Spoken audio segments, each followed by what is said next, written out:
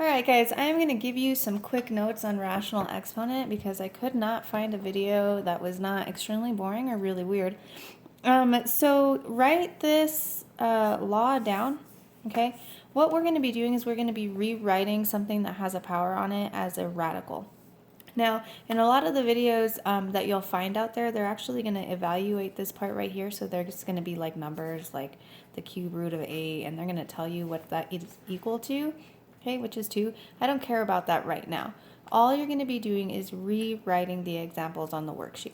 So, for example, if you have something like x to the 2/3 power, I can actually rewrite it like this right here in a radical form. So the number on top, okay, the numerator of that fraction, that is going to be your exponent.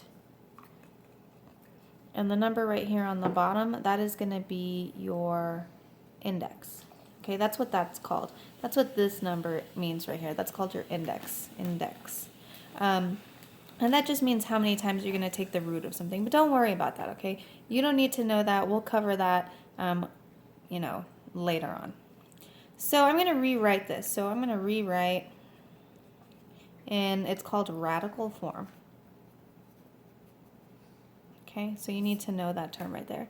So our base is still x. I'm going to write my little radical sign. Now my index is what goes right here. Okay, so a 3 goes there. And my exponent, you can write it in 2 different places. Okay, you can write it on the inside right there, or you can write it on the outside. Okay, we have the cube root of x, and we can take the whole thing to the second power. Okay, it doesn't matter. Either or is correct. Let's do another example.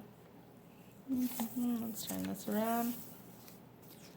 Okay, so let's say I have a to the, 5/4 power.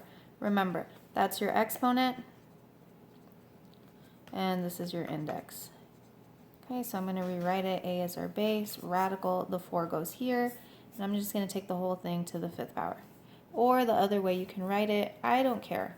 I think I like the one on the right better because it's a little cleaner. Okay, a to the 5th power right here. It looks a little bit nicer. It takes up less space, but whatever. Either or is correct. When you do the Khan Academy homework, which you can wait to do until I'm back, you're going to have to be able to flip between these two.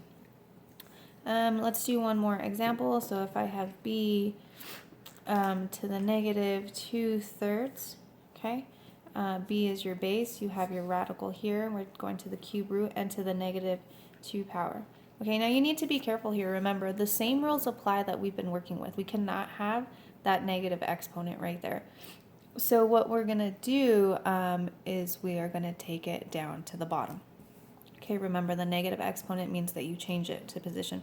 So the correct way to write this would be 1 over the cube root of b squared. Okay, if you have any questions, watch the video again, all right? Don't freak out, just watch it again. I'll do one more video on going the other way, okay? So from going from this to that, and I'll post it on the website. Hopefully it won't take too long to load. If you have any questions, shoot me a reminder or just wait till tomorrow.